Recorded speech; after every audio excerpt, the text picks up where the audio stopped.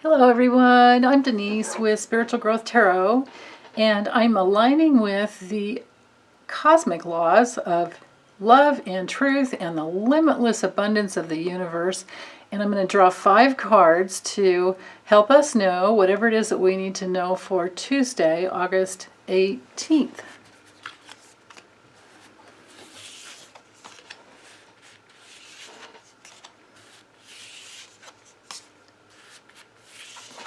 Okay. All right, so we have, whoa, wonderful, Queen of Pentacles, 4 of Cups, the Ace of Swords, 8 of Cups, and the Queen of Cups. Okay, so looks to me like, well, this will be the theme. The middle card will be the theme for the day.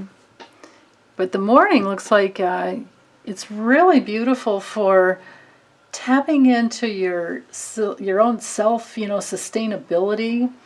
She's, if you just see how her eyes are closed, and she's very, very grateful for what she has.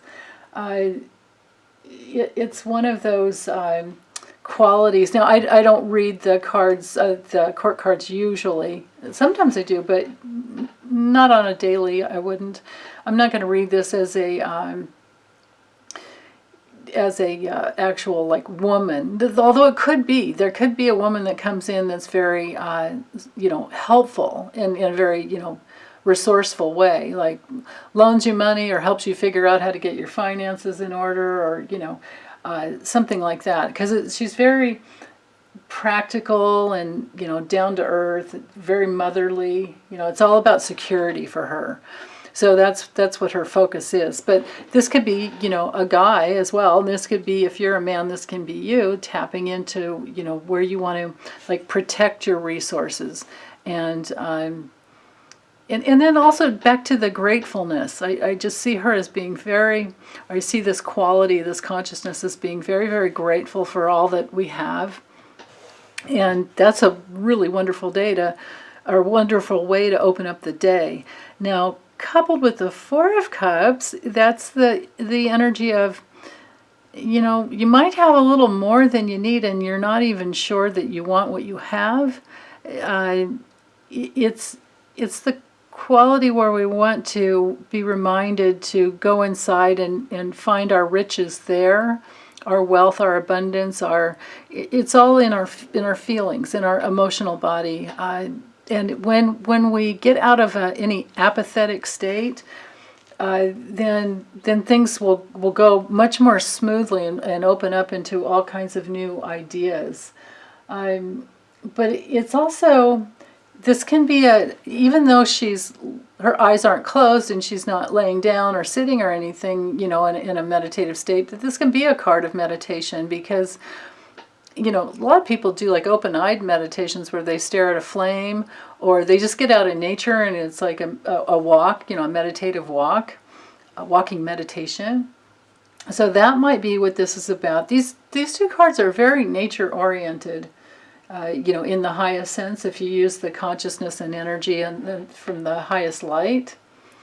So, but at the very least, it's going to be a morning of reevaluating, and I believe it's going to have to do with your resources and your finances. So something to do with reevaluating your finances, and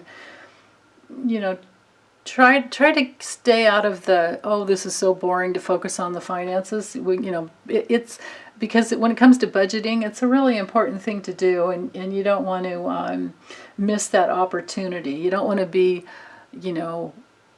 apathetic or aloof about that, which would be the negative, quality of this card. But when you use it in the highest levels, it's about, like I said, reevaluation, meditation, contemplation.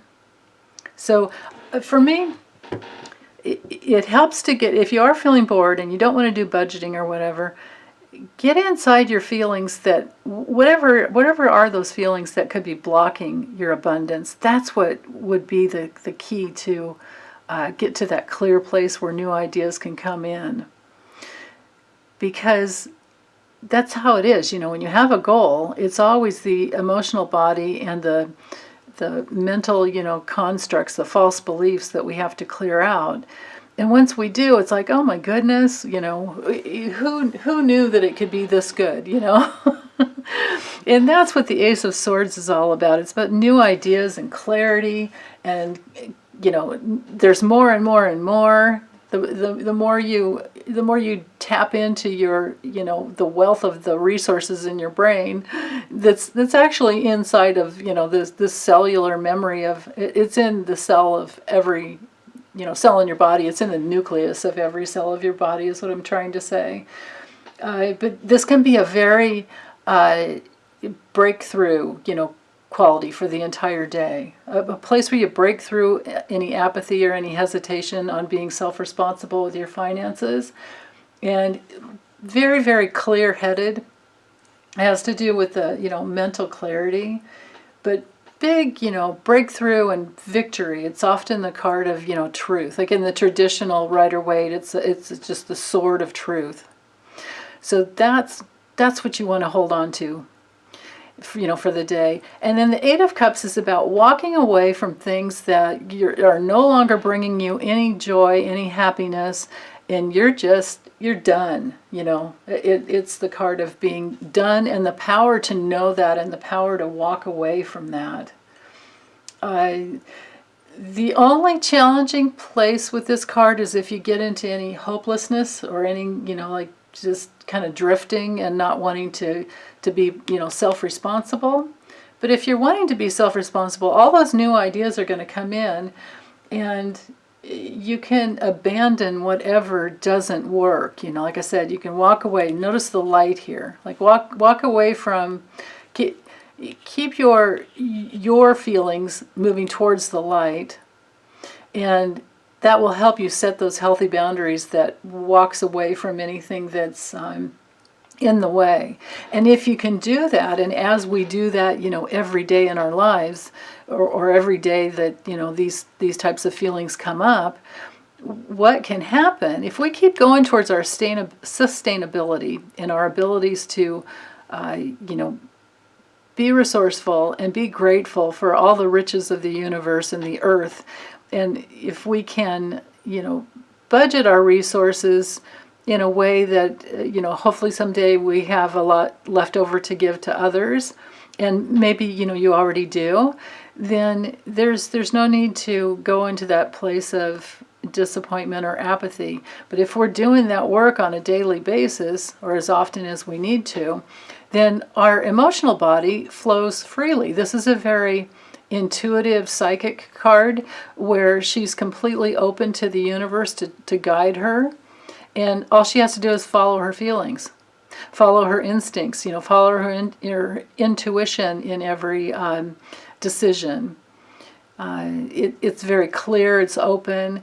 Now if there's challenges around that, it could be where we're feeling insecure, like emotionally insecure, or this could be a card of dependency and codependency, like those challenging situations that we get into sometimes. But then again, that's, I think that's everyone's soul work, honestly. I really do. I think those dynamics of dependency and codependency are there within pretty much all relationships and, family relationships, until we get it cleared out. And once we come home to who we are inside, once we realize that it's not out there, it's in here, and it's in here, and it's in here. Once we know that, then we can start, plugging the holes in our leaky boat, that, any places where we're giving ourselves away, and not, taking care of our own resources. These two queens can definitely help us get there. So that's a wonderful, wonderful, I believe, lesson just for not only for the day, but for our lifetimes. Just keep walking away from what doesn't work. You don't have to get into the disappointment, like, is this all I get? But if we go inside and we find our own inner worth inside, then the constant renewal of our emotional bodies will keep us clear, and we will be in a place of moving through life in our emotional intelligence, which is really, really beautiful. and a wonderful experience. Okay, so I think that's it for today. I welcome your questions and comments, and as always, you guys take good care. Okay, bye.